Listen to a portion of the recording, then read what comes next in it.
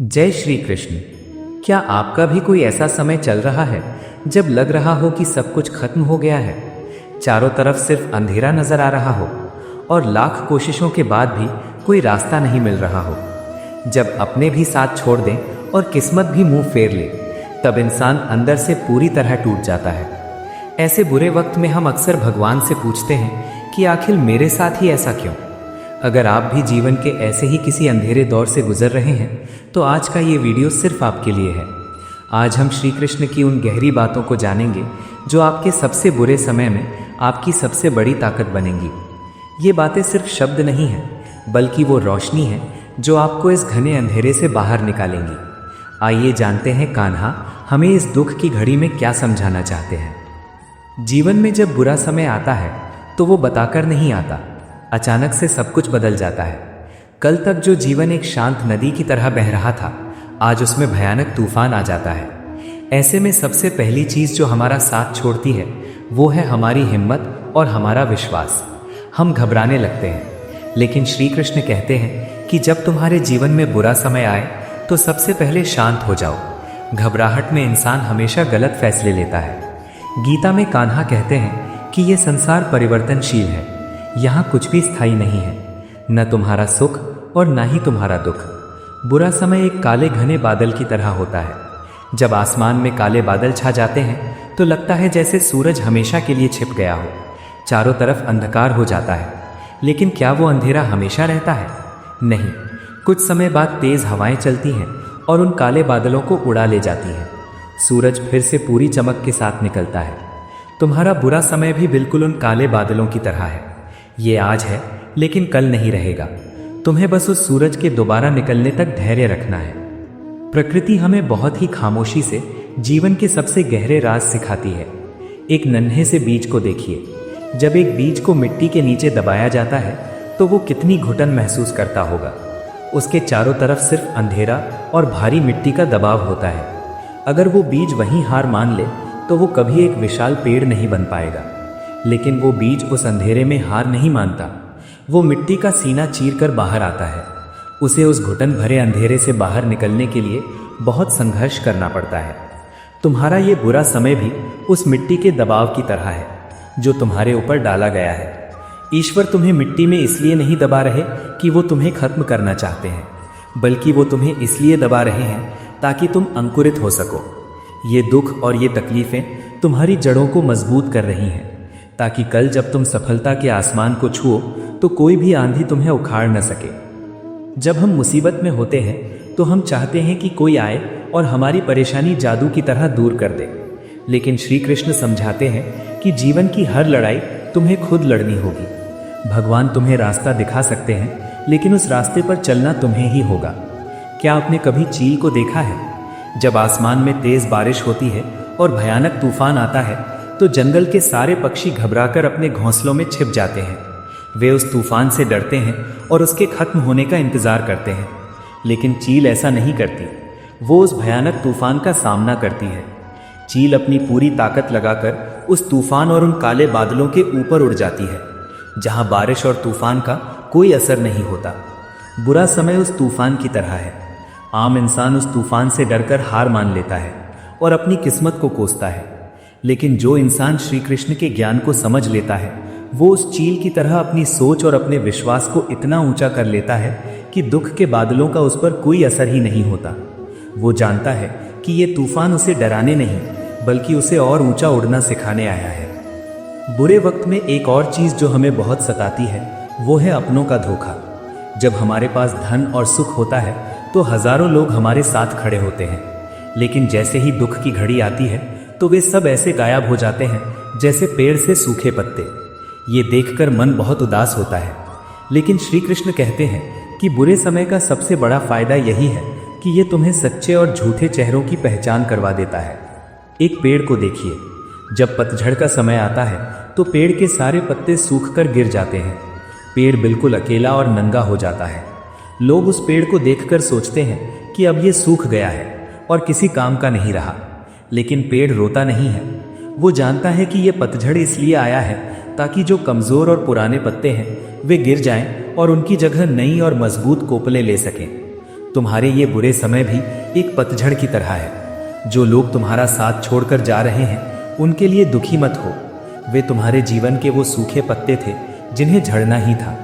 ईश्वर ने ये आंधी इसलिए भेजी है ताकि तुम्हारी जिंदगी से मतलबी और झूठे लोग साफ हो जाएं, और जो सच में तुम्हारे अपने हैं सिर्फ वही तुम्हारे साथ रहें। हम अक्सर सोचते हैं कि भगवान हमें दुख क्यों देते हैं, क्या वे हमसे प्यार नहीं करते? इसका जवाब एक हिरणी के जीवन से मिलता है। जब एक हिरणी अपने बच्चे को जन्म देती है तो वो सबसे पहले उसे अपने पैरों से जोर से धक्का मारती है। बच्चा गिर जाता है और उसे चोट भी लगती है। वो समझ नहीं पाता कि जो माँ उसे जन्म दे रही है वो उसे मार क्यों रही है।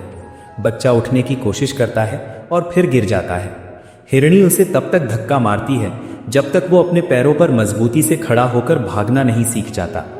हिरणी ऐसा इसलिए करती है क्योंकि वो जानती है कि जंगल में शिकारियों की कमी नहीं है। अगर उसका बच्चा भागना नहीं सीखेगा तो कोई भी भेड़िया उसे खा जाएगा। हिरणी का वो धक्का उसका प्यार है, उसकी नफरत नहीं। इसी तरह ईश्वर जब हमें दुख और तकलीफों का धक्का देते हैं तो वो हमें गिराना नहीं चाहते। वे जानते हैं कि ये दुनिया बहुत कठोर है। अगर हम मजबूत नहीं बनेंगे, अगर हम मुश्किलों का सामना करना नहीं सीखेंगे तो ये दुनिया हमें कुचल देगी। ईश्वर हमारे जीवन में बुरा समय भेजकर हमें इस कठोर संसार में मजबूती से खड़ा होना और दौड़ना सिखाते हैं। बुरे वक्त में हमारा मन बहुत अशांत रहता है। हम भविष्य की चिंताओं में इस कदर खो जाते हैं कि हम आज का जीना ही छोड़ देते हैं। कल क्या होगा, कैसे होगा, मेरे कर्जे कैसे चुकेंगे, मेरी बीमारी कैसे ठीक होगी, ये सारे सवाल दिमाग को अंदर ही अंदर खाते रहते हैं। गीता में श्री कृष्ण का सबसे बड़ा उपदेश है, कर्मण्येवाधिकारस्ते मा फलेषु कदाचन। तुम्हारा अधिकार केवल कर्म करने पर है, फल पर नहीं। जब तुम फल की चिंता में अपना वर्तमान बर्बाद करते हो तो तुम अपना कर्म भी ठीक से नहीं कर पाते। एक मकड़ी को देखो, वो कितनी मेहनत से अपना जाला बनाती है, लेकिन कई बार तेज हवा से या किसी के हाथ लगने से उसका जाला टूट जाता है। मकड़ी ये नहीं सोचती कि उसका जाला क्यों टूट गया या अब कल वो क्या खाएगी। वो बिना एक भी पल बर्बाद किए फिर से एक नया जाला बनाने में लग जाती है। मकड़ी जानती है कि उसकी ताकत उस जाले में नहीं है, बल्कि उसके अंदर मौजूद उस कला में है जिससे वो जाला बनाती है। बुरे वक्त में अगर तुम्हारी नौकरी छूट गई है, व्यापार में घाटा हो गया है या कोई बड़ा नुकसान हो गया है तो उस टूटे हुए जाले को देखकर रोना बंद करो। तुम्हारी असली ताकत तुम्हारी संपत्ति या तुम्हारी नौकरी नहीं है। तुम्हारी असली ताकत तुम्हारी बुद्धि, तुम्हारी मेहनत और तुम्हारा कौशल है जो ईश्वर ने तुम्हारे भीतर डाला है। जब तक वो ताकत तुम्हारे पास है तुम फिर से एक नया और उससे भी बड़ा जाला बुन सकते हो। क्या आपने कभी एक तितली के जीवन को करीब से देखा है? जब एक रेंगने वाला कीड़ा कोकून के अंदर खुद को बंद कर लेता है तो उसे लगता होगा कि उसका जीवन अब यहीं समाप्त हो गया है। वो चारों तरफ से एक कठोर खोल के अंदर कैद हो जाता है। वहाँ कोई रोशनी नहीं होती, लेकिन वो अंत नहीं होता। वो तो एक बहुत बड़े बदलाव की शुरुआत होती है। उस घने अंधेरे और कैद में रहकर वो कीड़ा अपने अंदर पंख विकसित कर रहा होता है, और जब वो कोकून टूटता है तो वो जमीन पर रेंगने वाला कीड़ा एक बेहद खूबसूरत तितली बनकर आसमान में उड़ने लगता है। बुरे वक्त की वो कैद जिसमें आज तुम तड़प रहे हो, वो तुम्हारे लिए ईश्वर का बनाया हुआ कोकून है। भगवान तुम्हें इस अंधेरे में इसलिए नहीं रखे हैं कि तुम घुट घुट कर मर जाओ, बल्कि इसलिए रखे हैं ताकि तुम्हारे अंदर भी ज्ञान और धैर्य के वो पंख विकसित हो सके जो तुम्हें जीवन के आसमान में बहुत ऊंचाई तक ले जाएंगे। जब तुम्हारा ये बुरा समय खत्म होगा तो तुम पहले वाले कमजोर इंसान नहीं रहोगे, बल्कि तुम एक बिल्कुल नए और बेहद ताकतवर इंसान बनकर बाहर निकलोगे। दुख के समय में इंसान को सबसे ज्यादा जरूरत सहारे की होती है। हम दूसरों की तरफ देखते हैं कि कोई आएगा और हमारी मदद करेगा, और जब कोई नहीं आता तो हम निराश हो जाते हैं। लेकिन श्री कृष्ण कहते हैं कि इंसान से उम्मीद लगाना ही सबसे बड़े दुख का कारण है। तुम खाली कटोरा लेकर लोगों के पास जाते हो, लेकिन दुनिया तो खुद भिखारियों से भरी पड़ी है। जो खुद खाली है वो तुम्हें क्या देगा? असली सहारा केवल परमात्मा का होता है। जब एक छोटा बच्चा चलना सीखता है तो वो कई बार गिरता है। उसके पिता दूर खड़े होकर उसे देखते रहते हैं। वे तब तक बच्चे को नहीं उठाते जब तक बच्चा खुद उठने की कोशिश कर रहा होता है। लेकिन जैसे ही बच्चा रोने लगता है और पिता की तरफ बाहें फैलाता है तो पिता दौड़कर उसे सीने से लगा लेते हैं। ईश्वर भी हमारे साथ ऐसा ही करते हैं। जब हम अपने अहंकार में कहते हैं कि मैं खुद सब कुछ ठीक कर लूंगा तो ईश्वर दूर खड़े होकर सिर्फ देखते हैं। लेकिन जब इंसान थक हार कर अपने सारे अहंकार छोड़कर ईश्वर के सामने हाथ जोड़ता है और कहता है कि हे कान्हा, अब मुझसे और नहीं चला जाता, अब तुम ही मुझे संभालो, तब वो परमपिता तुम्हें अपने गले से लगा लेते हैं। बुरे समय में जब सारे रास्ते बंद नजर आए तो दुनिया के सामने रोने से अच्छा है उस सांवरे के सामने अपने आंसू बहाओ, वो कभी तुम्हें निराश नहीं करेगा। प्रकृति का एक नियम है कि रात जितनी गहरी और काली होती है, सुबह उतनी ही करीब होती है। जब आपको लगे कि अब आप और बर्दाश्त नहीं कर सकते, जब दर्द अपनी सीमा पार कर जाए, तो समझ लीजिए कि आपके बुरे वक्त का अंत बहुत करीब है। एक कोयले के टुकड़े को हीरे में बदलने के लिए धरती के बहुत गहरे हिस्से में भयानक तापमान और दबाव सहना पड़ता है। वो दबाव इतना ज्यादा होता है कि कोई भी साधारण पत्थर वहां चूर चूर हो जाए, लेकिन वो कोयला उस दबाव को सहता है और उसी असहनीय दर्द और दबाव के कारण वो कोयला दुनिया का सबसे मूल्यवान और चमकदार हीरा बन जाता है। जीवन में जो परेशानियां तुम्हें अंदर से तोड़ रही हैं, जो संघर्ष तुम्हें रुला रहे हैं, वे वास्तव में तुम्हें कोयले से हीरा बनाने की प्रक्रिया है। अगर तुम इस दबाव से भागोगे तो तुम हमेशा एक साधारण कोयले का टुकड़ा ही बने रहोगे जिसकी कोई कीमत नहीं होती। लेकिन अगर तुमने श्री कृष्ण का नाम लेकर इस बुरे वक्त का हिम्मत से सामना कर लिया तो कल तुम एक ऐसे हीरे की तरह चमकोगे जिसकी चमक को कोई अंधकार मिटा नहीं पाएगा। हम इंसान अपने दुखों को इसलिए और भी बड़ा बना लेते हैं क्योंकि हम हर चीज को अपने नियंत्रण में रखना चाहते हैं। श्री कृष्ण समझाते हैं कि जीवन की नदी में तुम एक सूखी पत्ती की तरह हो। अगर एक सूखी पत्ती नदी की धार के विपरीत तैरने की कोशिश करेगी तो वो टूट जाएगी और डूब जाएगी। लेकिन अगर वो खुद को नदी के बहाव पर छोड़ दे तो वो बिना किसी मेहनत के मीलों का सफर तय कर लेगी। बुरा समय वही तेज धार है। जब तुम इससे लड़ते हो और ईश्वर की मर्जी से लड़ते हो कि मेरे साथ ऐसा क्यों हुआ, तब तुम और ज्यादा टूटते हो। लेकिन जब तुम समर्पण कर देते हो और कहते हो कि हे माधव, जैसी तुम्हारी इच्छा, मैं उसी में खुश हूं, तब वो दुख तुम्हारा कुछ नहीं बिगाड़ पाता। प्रकृति हमें सिखाती है कि विपरीत परिस्थितियों में शांत कैसे रहना है। एक भालू को देखिए, जब कड़ाके की सर्दियां आती हैं, बर्फ गिरने लगती है और चारों तरफ भोजन मिलना बंद हो जाता है, तो भालू उस बर्फीले तूफान से लड़ता नहीं है। वो जानता है कि ये समय बाहर जाकर संघर्ष करने का नहीं है। वो एक सुरक्षित गुफा ढूंढता है और वहां गहरी नींद में चला जाता है। वो अपनी ऊर्जा को बचाता है और सर्दियों के खत्म होने का इंतजार करता है। जब बसंत आता है, बर्फ पिघलती है और चारों तरफ फिर से हरियाली छा जाती है, तब वो अपनी गुफा से बाहर आता है। हमारा बुरा समय भी जीवन की वो कठोर सर्दी है। जब हर तरफ से रास्ते बंद नजर आए, जब तुम्हारी कोई योजना काम ना कर रही हो, तो उस परिस्थिति से लड़कर अपनी ऊर्जा बर्बाद मत करो। उस समय तुम्हें बाहर की दुनिया से कटकर अपने भीतर की गुफा में जाना चाहिए। ध्यान करो, ईश्वर का नाम जपो, अपनी कमियों को सुधारो और सही समय का इंतजार करो, क्योंकि सर्दियां हमेशा के लिए नहीं टिकती। बसंत जरूर आएगा और तब तुम नई ऊर्जा के साथ फिर से जीवन की शुरुआत कर सकोगे। बुरे वक्त में हमें लगता है कि हमारे दुश्मन बहुत ताकतवर हैं और परिस्थितियां हमें निगल जाएंगी, लेकिन एक हंस के जीवन से हमें बहुत बड़ी शिक्षा मिलती है। एक हंस हमेशा पानी में रहता है। वो अपना पूरा जीवन उसी झील या तालाब में गुजार देता है। लेकिन क्या आपने कभी ध्यान दिया है कि पानी में रहने के बावजूद हंस के पंख कभी गीले नहीं होते? वो पानी में तैरता है, लेकिन पानी को अपने ऊपर हावी नहीं होने देता। जैसे ही वो पानी से बाहर आता है, वो पूरी तरह से सूखा होता है। श्री कृष्ण कहते हैं कि तुम्हें भी इस संसार में उसी हंस की तरह रहना है। तुम्हारे चारों तरफ दुख, परेशानियां और बुरे लोगों का पानी हो सकता है, लेकिन तुम्हें उन्हें अपने मन के भीतर प्रवेश नहीं करने देना है। परिस्थितियां चाहे कितनी भी बुरी क्यों ना हो, अपनी आत्मा को और अपने मन को हमेशा उन चिंताओं से अछूता रखो।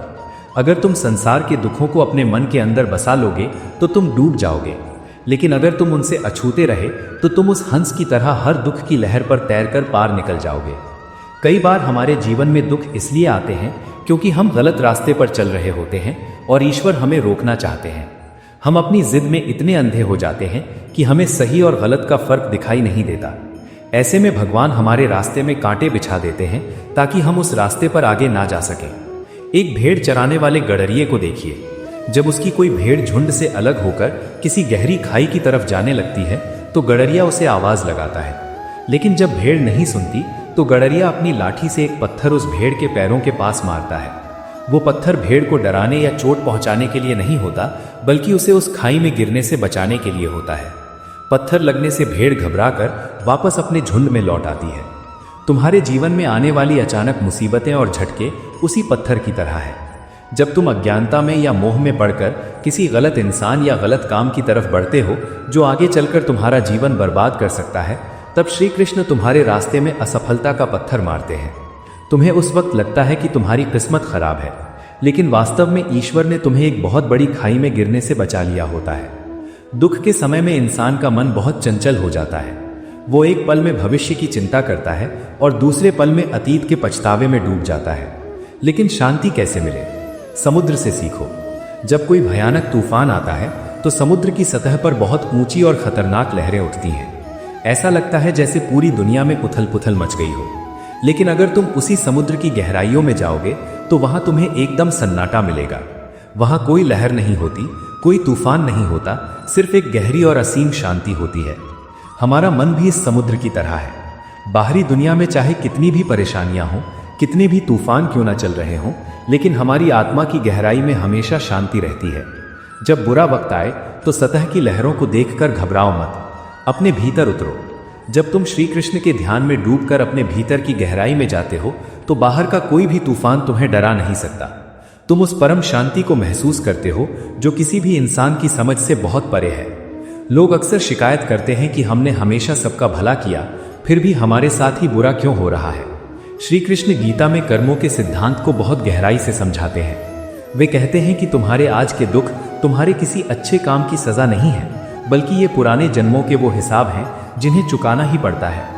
एक गाय जब अपने बछड़े को जन्म देती है तो चाहे वो बछड़ा हजारों गायों के झुंड में क्यों न छोड़ दिया जाए, वो घूम फिरकर अपनी माँ को ढूंढ ही लेता है।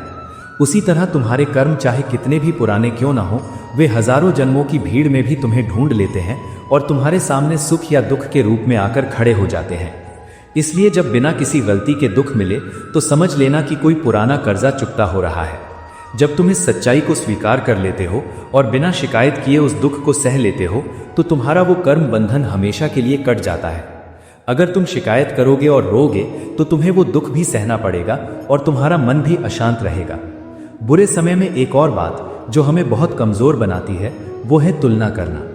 हम दूसरों के सुख को देखकर अपना दुख और भी बड़ा कर लेते हैं। हम सोचते हैं कि उसका परिवार कितना खुश है, उसके पास कितनी दौलत है और मेरी जिंदगी में सिर्फ परेशानियां हैं। लेकिन याद रखना, दूर से देखने पर पहाड़ हमेशा सुहावने लगते हैं। एक मोर को देखिए, उसके पंख कितने सुंदर और रंग बिरंगे होते हैं। पूरी दुनिया उसकी सुंदरता की दीवानी होती है। लेकिन जब वही मोर अपने भद्दे और काले पैरों को देखता है तो वो बहुत रोता है। हर इंसान के जीवन में कुछ ना कुछ ऐसा जरूर होता है जो उसे भीतर से रुलाता है। जिसे तुम आज बहुत खुशकिस्मत समझ रहे हो सकता है कि वो रात के अंधेरे में अपने दुखों के कारण तुमसे भी ज्यादा आंसू बहाता हो। इसलिए कभी भी अपनी जिंदगी की तुलना दूसरों से मत करो। ईश्वर ने हर इंसान को एक अलग परीक्षा का प्रश्न पत्र दिया है। अगर तुम दूसरों की नकल करने की कोशिश करोगे तो तुम अपनी परीक्षा में फेल हो जाओगे। तुम्हारे जीवन में जो भी सुख या दुख हैं वे तुम्हारी आत्मा की उन्नति के लिए बिल्कुल सही है। श्री कृष्ण कहते हैं कि सच्चा प्रेम और सच्ची भक्ति कभी व्यर्थ नहीं जाती। जब तुम दुख में होते हो और सच्चे दिल से भगवान को पुकारते हो तो तुम्हारी वो पुकार सीधे उस परम पिता के हृदय तक पहुंचती है। एक छोटे से पक्षी चातक को देखो। चातक पक्षी की एक बहुत ही अनोखी विशेषता होती है। वो प्यास से तड़प कर मर जाना पसंद करेगा, लेकिन जमीन का पानी या किसी नदी या तालाब का पानी नहीं पिएगा। वो सिर्फ आसमान से गिरने वाली बारिश की बूंदों को ही पीता है। वो आसमान की तरफ मुंह करके स्वाति नक्षत्र की बारिश का इंतजार करता है। चाहे कितनी भी तेज धूप हो, कितनी भी भयंकर प्यास हो, लेकिन उसकी नज़र सिर्फ आसमान पर होती है और अंततः बादल उसके लिए बरसते ही हैं। तुम्हारी भक्ति भी उस चातक पक्षी की तरह होनी चाहिए। जब जीवन में दुखों की प्यास तुम्हें तड़पाए तो दुनिया वालों के सामने हाथ मत फैलाओ। दुनिया के तालाब का पानी तुम्हारी आत्मा की प्यास कभी नहीं बुझा पाएगा। अपनी नजरें उस सांवरे की तरफ रखो। अपनी उम्मीद सिर्फ और सिर्फ श्री कृष्ण पर रखो। वो तुम्हारी तड़प को देख रहा है और जब उसका समय आएगा तो उसकी कृपा की ऐसी बारिश होगी कि तुम्हारे जीवन के सारे दुख हमेशा के लिए धुल जाएंगे। बुरे समय में धैर्य रखना सबसे कठिन काम होता है। हम चाहते हैं कि आज प्रार्थना की और कल चमत्कार हो जाए, लेकिन प्रकृति में हर महान चीज को बनने में समय लगता है। एक हाथी और एक कुतिया के जीवन का उदाहरण लें। एक कुतिया हर कुछ महीनों में कई पिल्लों को जन्म देती है, लेकिन जब एक हथिनी गर्भवती होती है तो उसे अपने बच्चे को जन्म देने में लगभग 2 साल का समय लगता है। जो लोग कुतिया के बच्चों को देखते हैं वे कहते हैं कि देखो उसने कितने सारे बच्चों को जन्म दिया और हथिनी अभी तक खाली हाथ है। लेकिन जब 2 साल बाद हथिनी अपने बच्चे को जन्म देती है तो वो एक साधारण बच्चा नहीं होता। जब वो हाथी का बच्चा जमीन पर चलता है तो धरती कांपती है। पूरी दुनिया रुककर उस विशाल जीव को सम्मान के साथ देखती है। जब तुम्हारी प्रार्थनाओं का उत्तर मिलने में समय लग रहा हो, जब तुम्हारा दुख खत्म होने का नाम न ले रहा हो, तो निराश मत होना। ये मत सोचना कि ईश्वर तुम्हारी नहीं सुन रहे हैं। बस ये समझना कि ईश्वर तुम्हारे लिए कोई छोटी मोटी चीज नहीं बल्कि कुछ बहुत ही विशाल और महान तैयार कर रहे हैं। जिस चीज को बनने में जितना ज्यादा समय लगता है वो उतनी ही शक्तिशाली और स्थायी होती है। जीवन की ये यात्रा एक भूल भुलैया की तरह है। कई बार हम ऐसे मोड़ पर आ जाते हैं जहां आगे बढ़ने का कोई रास्ता नहीं दिखता। चारों तरफ सिर्फ दीवारें नजर आती हैं। ऐसे में इंसान हार मानकर वहीं बैठ जाता है। लेकिन याद रखना, जब भगवान एक रास्ता बंद करते हैं तो वे कोई ना कोई दूसरा रास्ता जरूर खोलते हैं। बस हमारी आंखों पर मोह और निराशा की ऐसी पट्टी बंधी होती है कि हमें वो खुला हुआ रास्ता नजर ही नहीं आता। अपनी उस पट्टी को हटाओ।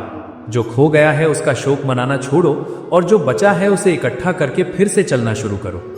श्री कृष्ण कभी भी अपने भक्त को बीच रास्ते में अकेला नहीं छोड़ते। वे एक सारथी की तरह हमेशा तुम्हारे रथ पर बैठे हैं। जब अर्जुन कुरुक्षेत्र के मैदान में अपने ही सगे संबंधियों को देखकर टूट गया था, जब उसने अपने हथियार डाल दिए थे और कहा था कि हे माधव, मैं युद्ध नहीं कर सकता, तब श्री कृष्ण ने उसका साथ नहीं छोड़ा। उन्होंने उसे ज्ञान दिया, उसे उसकी ताकत याद दिलाई और उसे वापस युद्ध के लिए खड़ा किया। आज तुम्हारे जीवन का कुरुक्षेत्र चल रहा है। तुम भी अर्जुन की तरह हार मानकर बैठ गए हो, लेकिन तुम्हारा सारथी आज भी वही है। वो आज भी गीता के उसी ज्ञान के जरिए तुम्हें पुकार रहा है और कह रहा है कि उठो, अपने दुख को अपनी ताकत बनाओ और अपने जीवन के इस युद्ध को लड़ो। जीत तुम्हारी ही होगी, क्योंकि जहां धर्म है, जहां सच्चाई है और जहां स्वयं माधव है, वहां कभी हार नहीं हो सकती। बुरे समय में जब चारों तरफ सिर्फ अंधकार और कीचड़ ही नजर आए तो प्रकृति के सबसे खूबसूरत फूल कमल को याद करना। कमल का फूल हमेशा कीचड़ में ही खिलता है। जितना घना और गंदा कीचड़ होता है, कमल उतना ही सुंदर और बड़ा होकर खिलता है। लेकिन कमल की सबसे बड़ी खासियत क्या है? वो कीचड़ में पैदा जरूर होता है, लेकिन कीचड़ को कभी खुद पर हावी नहीं होने देता। उसके पत्तों पर कीचड़ का एक दाग भी नहीं टिक पाता। श्री कृष्ण कहते हैं कि तुम्हारा जीवन भी इस कमल की तरह होना चाहिए। बुरा वक्त, बुरा माहौल और बुरे लोग उस कीचड़ की तरह हैं जो तुम्हें नीचे खींचने की कोशिश करेंगे, लेकिन तुम्हें उस कीचड़ से घबराना नहीं है और न ही उससे भागना है। तुम्हें उसी कीचड़ के बीच रहकर अपने भीतर के गुणों को इतना विकसित करना है कि दुनिया तुम्हारी सुंदरता और तुम्हारे धैर्य को देखकर हैरान रह जाए। जब तुम अपने मन को श्री कृष्ण के चरणों में लगा देते हो तो संसार का कोई भी कीचड़ तुम्हारी आत्मा को मैला नहीं कर सकता। तुम कीचड़ में रहकर भी सबसे अलग और सबसे पवित्र बने रहते हो। क्या तुमने कभी रेगिस्तान के जहाज ऊंट को देखा है? रेगिस्तान में मीलों तक पानी का एक कतरा भी नहीं मिलता। तेज झुलसाने वाली धूप और रेत के तूफान में इंसान कुछ ही घंटों में दम तोड़ देता है, लेकिन ऊंट बिना पानी पिए कई दिनों तक उस तपते रेगिस्तान में चलता रहता है। ऐसा कैसे संभव है? क्योंकि ऊंट जब भी किसी नखलिस्तान या पानी के स्रोत के पास पहुंचता है तो वो सिर्फ अपनी प्यास नहीं बुझाता, बल्कि वो अपने भीतर पानी का एक बड़ा भंडार जमा कर लेता है। वो जानता है कि आगे का रास्ता बहुत कठिन है और वहां पानी नहीं मिलेगा। हमारे जीवन में भी जब सुख का समय आता है, जब सब कुछ अच्छा चल रहा होता है, तो हम ईश्वर को भूल जाते हैं। हम उस सुख में इतने डूब जाते हैं कि हम भविष्य की चुनौतियों के लिए अपने भीतर शक्ति जमा करना भूल जाते हैं। श्री कृष्ण कहते हैं कि जब तुम्हारा समय अच्छा हो तब तुम्हें सबसे ज्यादा भक्ति और नाम जप करना चाहिए। वो भक्ति, वो ज्ञान और वो ईश्वर का नाम तुम्हारे भीतर उस पानी के भंडार की तरह जमा हो जाता है। और जब तुम्हारे जीवन में दुखों का रेगिस्तान आता है, जब दुनिया का कोई इंसान तुम्हारी मदद नहीं करता, तब तुम्हारे भीतर जमा की गई वही आध्यात्मिक शक्ति, वही विश्वास तुम्हें उस तपते हुए बुरे वक्त में जिंदा रखता है और तुम्हें पार लगाता है। अगर तुमने सुख में ईश्वर को याद किया है तो दुख में वो तुम्हें कभी प्यासा नहीं मरने देगा। अंधेरे से हमें बहुत डर लगता है। जब दुख का अंधेरा जीवन में छा जाता है तो हमें लगता है कि अब कोई रोशनी नहीं बची। लेकिन रात के आसमान में चमकने वाले चंद्रमा को देखो। क्या चंद्रमा के पास अपना कोई प्रकाश है? नहीं। चंद्रमा एक अंधेरा और बेजान ग्रह है, लेकिन फिर भी वो घोर अंधकार में पूरी दुनिया को रोशन करता है। ऐसा इसलिए क्योंकि वो सूर्य के प्रकाश को ग्रहण करता है और उसे दुनिया तक पहुंचाता है। जब तुम्हारे जीवन में पूर्ण अंधकार छा जाए, जब तुम्हारे भीतर कोई उम्मीद की किरण ना बचे, तो घबराना मत। तुम उस चंद्रमा की तरह बन जाओ और अपना मुख उस परम तेजस्वी सूर्य यानी परमात्मा की तरफ मोड़ लो। जब तुम खुद को श्री कृष्ण के सामने खोल दोगे, जब तुम उनके ज्ञान को अपने भीतर उतरने दोगे, तो उनका दिव्य प्रकाश तुम्हारे अंधेरे जीवन को रोशन कर देगा। और फिर तुम सिर्फ खुद को ही नहीं, बल्कि अपने आसपास के उन तमाम लोगों को भी रोशनी दोगे जो निराशा में डूब रहे हैं। रात जितनी गहरी होती है, चंद्रमा उतना ही ज्यादा चमकता है। तुम्हारा दुख जितना गहरा होगा, ईश्वर की कृपा का प्रकाश तुम्हारे भीतर उतना ही ज्यादा चमकेगा। तुमने रात के अंधेरे में उड़ने वाले जुगनू को देखा होगा। दिन के उजाले में उस छोटे से कीड़े की कोई अहमियत नहीं होती। वो लाखों कीड़ों के बीच कहीं खो जाता है और कोई उसकी तरफ ध्यान भी नहीं देता। लेकिन जैसे ही सूरज ढलता है और घना अंधेरा छाता है, वो छोटा सा जुगनू चमकने लगता है। उसकी वो छोटी सी रोशनी उस घने अंधेरे में सबको अपनी तरफ आकर्षित करती है। बुरा समय तुम्हारे जीवन का वो अंधेरा है जो तुम्हें चमकने का मौका देता है।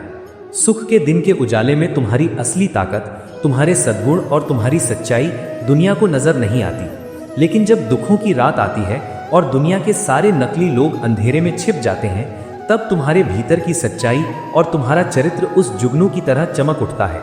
लोग तुम्हारे धैर्य और तुम्हारी हिम्मत को देखते हैं।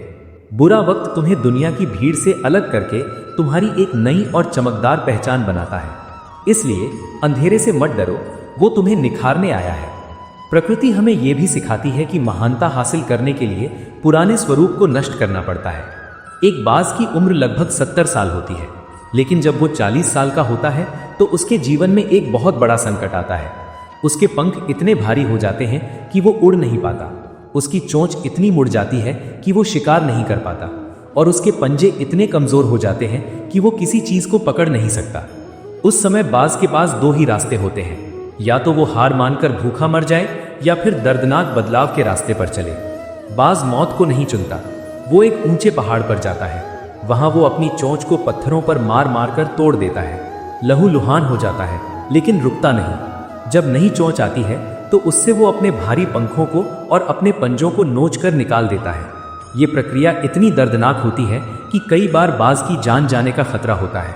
लेकिन इस भयानक दर्द और संघर्ष के बाद उसे नए पंख, नई चोंच और नए पंजे मिलते हैं, और वो फिर से आसमान का राजा बनकर अगले 30 साल तक राज करता है।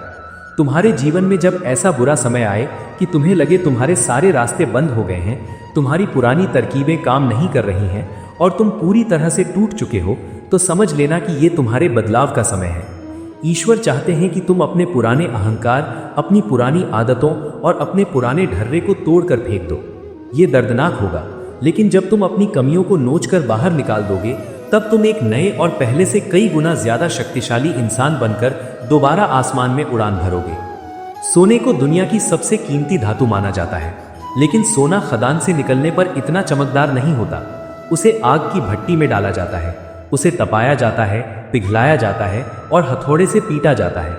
क्या तुम्हें लगता है कि सुनार उस सोने से नफरत करता है, इसलिए उसे इतनी आग में जला रहा है? नहीं, सुनार उस सोने की असली कीमत जानता है। वो जानता है कि जब तक ये आग में नहीं तपेगा, इसकी अशुद्धियां बाहर नहीं आएंगी और ये कोई सुंदर आभूषण नहीं बन पाएगा। सुनार की नजर लगातार उस सोने पर होती है। वो उसे एक पल के लिए भी अपनी नजरों से दूर नहीं करता और उसे उतनी ही आंच देता है जितनी वो सह सकता है। ईश्वर भी हमारे जीवन के सुनार हैं। वे हमें दुखों और चुनौतियों की भट्टी में डालते हैं। हमें लगता है कि हम जल रहे हैं और भगवान हमारी तरफ देख भी नहीं रहे, लेकिन सच तो ये है कि उस पूरे बुरे वक्त में श्री कृष्ण की नजर पूरी तरह से तुम पर होती है। वे कभी तुम्हें उस दुख की आग में भस्म नहीं होने देंगे। वे केवल तुम्हें उतना ही तपाएंगे जितना तुम्हारे भीतर की बुराइयों और अज्ञानता को जलाने के लिए जरूरी है। जब तुम उस भट्टी से बाहर आओगे तो तुम एक साधारण इंसान नहीं, बल्कि श्री कृष्ण के सबसे सुंदर और कीमती आभूषण बन चुके होगे, जिसे देखकर पूरी दुनिया नतमस्तक होगी। हम इंसान बहुत अजीब हैं। जब हम सुख में होते हैं तो हम कहते हैं कि ये सब मेरी मेहनत का नतीजा है, लेकिन जब दुख आता है तो हम तुरंत सारा दोष भगवान पर डाल देते हैं। हम कहते हैं कि भगवान ने मेरे साथ ऐसा क्यों किया। गीता में श्री कृष्ण इसी अज्ञानता को दूर करते हैं। वे कहते हैं कि सुख और दुख केवल तुम्हारे मन की अवस्थाएं हैं। जब तुम्हें वो मिल जाता है जो तुम चाहते हो तो तुम उसे सुख कहते हो, और जब तुम्हारी इच्छा के विपरीत कुछ होता है तो तुम उसे दुख कहते हो। असल में दुख कुछ नहीं है, वो सिर्फ तुम्हारी इच्छाओं का टूटना है, और तुम्हारी इच्छाएं इसलिए टूटती हैं क्योंकि वो तुम्हारे लिए सही नहीं होती। जब तुम अपने मन को इस सच के लिए तैयार कर लेते हो कि जो भी हो रहा है वो किसी न किसी रूप में मेरी आत्मा के विकास के लिए जरूरी है, तो तुम्हारा दुख आधा हो जाता है। तुम शिकायत करना बंद कर देते हो, और जहां शिकायत खत्म होती है वहीं से सच्ची शांति और ईश्वर से मिलन की शुरुआत होती है। ये जीवन एक नदी की तरह है और हम सब उस नदी में यात्रा कर रहे हैं। नदी के बहाव में कई बार भंवर आते हैं, कई बार तेज पत्थर आते हैं, और कई बार पानी का बहाव बहुत धीमा हो जाता है। बुरा समय उस भंवर की तरह है जो तुम्हें गोल गोल घुमाता है और नीचे खींचने की कोशिश करता है। अगर तुम उस भंवर से लड़ोगे तो तुम्हारी सारी ताकत खत्म हो जाएगी और तुम डूब जाओगे। लेकिन अगर तुम शांत रहोगे, अपनी सांसों को रोक कर रखोगे और समर्पण कर दोगे, तो वो भंवर खुद ही तुम्हें थोड़ी देर बाद बाहर फेंक देगा। बुरे वक्त से लड़ने की कोशिश मत करो, उसे बदलने की जिद मत करो, बस उसे शांति से स्वीकार करो और ये सोचो कि ये भी समय है और ये भी बीत जाएगा। तुम्हारा काम सिर्फ अपने धर्म का पालन करना और अपनी नीयत साफ रखना है। बाकी सब कुछ उस मुरली वाले के हाथों में छोड़ दो। वो कभी अपने भक्तों का बुरा नहीं होने देता। जो तुम्हें आज विनाश लग रहा है वो कल तुम्हारे लिए एक बहुत बड़े निर्माण की नींव साबित होगा। अपने आंसुओं को पूछो और पूरे विश्वास के साथ कहो कि मेरा कान्हा मेरे साथ है और अब मुझे किसी भी तूफान से डरने की जरूरत नहीं है। निष्कर्ष, हमें पूरी उम्मीद है कि श्री कृष्ण के इन अनमोल शब्दों ने आपके निराश मन को एक नई आशा और एक नई ताकत दी होगी। जीवन की ये यात्रा कभी आसान नहीं होती, लेकिन जब स्वयं नारायण हमारे सारथी बन जाएं, तो कोई भी कुरुक्षेत्र ऐसा नहीं जिसे हम जीत न सकें। बुरे समय को एक सजा नहीं बल्कि ईश्वर की एक परीक्षा और एक सीख मानकर स्वीकार करें। यदि आज की इस अमृत वाणी ने आपके मन के किसी भी कोने में हिम्मत जगाई है तो इस वीडियो को लाइक करके हमारा मनोबल जरूर बढ़ाएं। अपने दोस्तों और परिवार वालों के साथ इसे शेयर करें ताकि अगर कोई दुख और निराशा के अंधकार में भटक रहा हो तो उसे भी श्री कृष्ण के ज्ञान की ये रोशनी मिल सके। और अगर आप चाहते हैं कि आपको निरंतर ऐसे ही आध्यात्मिक ज्ञान और जीवन बदलने वाले उपदेश मिलते रहें तो अपने इस परिवार प्रभु के उपदेश चैनल को अभी सब्सक्राइब करें और बेल आइकन को दबाना ना भूलें। आप अगली बार किस विषय पर श्री कृष्ण के विचार सुनना चाहेंगे हमें कमेंट बॉक्स में जरूर लिखकर बताएं। आप सभी के प्रेम और समर्थन के लिए हृदय से बहुत बहुत धन्यवाद। भगवान श्री कृष्ण आपकी हर विपदा को दूर करें और आपके जीवन को सुख, शांति और प्रेम से भर दें।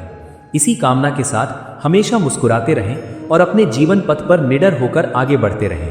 प्रेम से बोलिए जय श्री कृष्णा, राधे राधे।